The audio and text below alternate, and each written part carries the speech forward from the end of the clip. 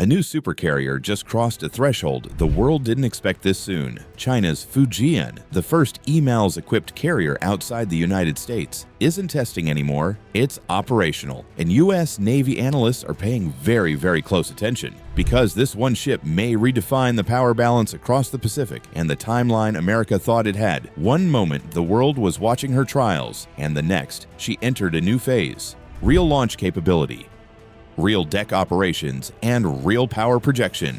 So what just changed? Why does it matter now? And what happens when a rising naval power suddenly closes the gap? Let's break it down. News began trickling out only days ago. The Fujian completed a full sequence of electromagnetic launch trials using combat-weight aircraft, not simulations. Not dockside calibration, real launches under real tension. This is the milestone everyone was waiting for. EMALS is the technology that took the U.S. decades to refine. It's the beating heart of the USS Gerald R. Ford. And now, China has that same capability. The Fujian didn't simply leave the pier, it proved it can project modern carrier aviation, and that single fact reshapes Pacific strategy. For most of naval history, steam catapults ruled carrier decks. But steam is loud, violent, maintenance-heavy, and limits what types of aircraft can fly. EMALS is different. It is silent, precise, and allows launches with controlled energy curves, enabling heavier aircraft, lighter drones, and advanced stealth fighters to all operate from the same deck. It means China can fly more types of aircraft with more efficiency than ever before. This isn't just an upgrade, it is a leap into a new era of Chinese naval aviation. The Fujian's real strength isn't the hull, it's the air wing it will carry. China's emerging carrier air wing features J-35 stealth fighters, KJ-600 airborne early warning aircraft, and new drone platforms built for jamming, reconnaissance, and long-range targeting. This creates a layered strike capability China has never possessed before. It challenges U.S. carrier groups, it complicates Allied air defense around Taiwan, and it extends Chinese surveillance deep into contested waters. U.S. planners once predicted China was 5 to 10 years away from this point. They were wrong. The moment is here, now. Inside the Pentagon, the reaction isn't panic, but recalibration. Because with one ship, China has closed a technological gap the United States expected to dominate well into the 2030s. Expect U.S. strategy to shift in 3 major ways: increased forward carrier presence in the Western Pacific, accelerated development of drone-based air wings, and expanded investment in long-range anti-carrier weapons designed to offset China's growing reach. The U.S. Navy still maintains the world's most experienced carrier force, but the timeline to sustain that advantage has tightened. The Fujian's activation is also a geopolitical message. To Taiwan, it signals that China now has the ability to conduct modern long-range carrier aviation in a confrontation scenario.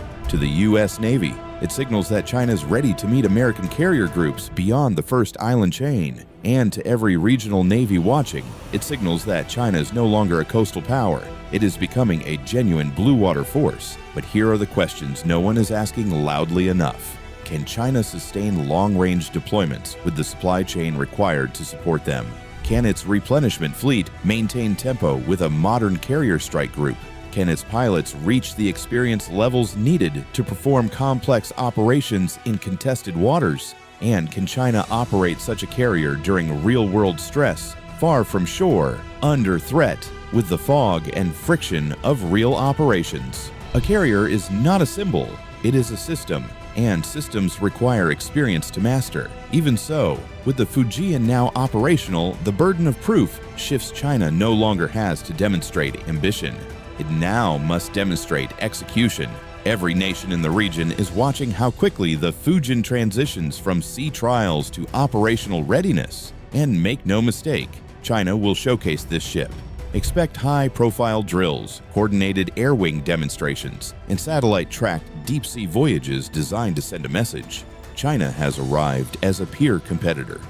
Over the next 12 months, expect the Fujian to enter the global spotlight. China will use it to test new tactics, train their next generation of naval aviators, and gradually push farther into blue water. The U.S. Navy will answer with increased presence in the Philippine Sea and expanded joint operations with allies. Japan will continue hardening its southern island chain, Taiwan will fortify its air defense network. Australia and the Philippines will deepen cooperation with U.S. forces. This is the beginning of a new chapter in the Indo-Pacific, one defined by mobility, aircraft range, and the competition between two carrier powers. The symbolism behind the Fujian is impossible to ignore. For decades, only the United States could field carriers with advanced launch systems, long-range strike wings, and global reach. That era of technological isolation is ending.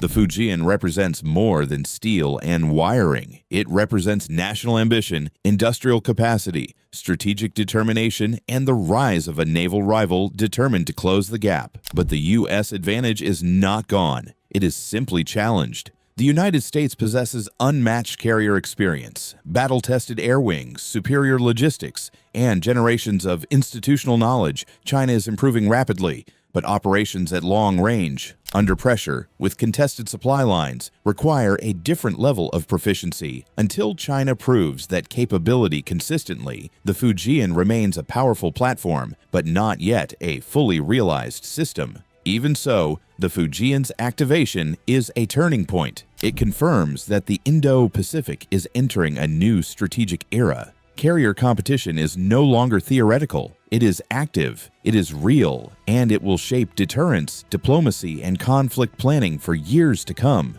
The U.S. must adapt. Allies must prepare, and the world must recognize that the balance of naval power is shifting. The seas are changing. Strategy is evolving, and China's newest supercarrier just made the Indo-Pacific more complex and more dangerous. This is Steel Horizon Watch. Thanks for watching, and stay ready for the next briefing.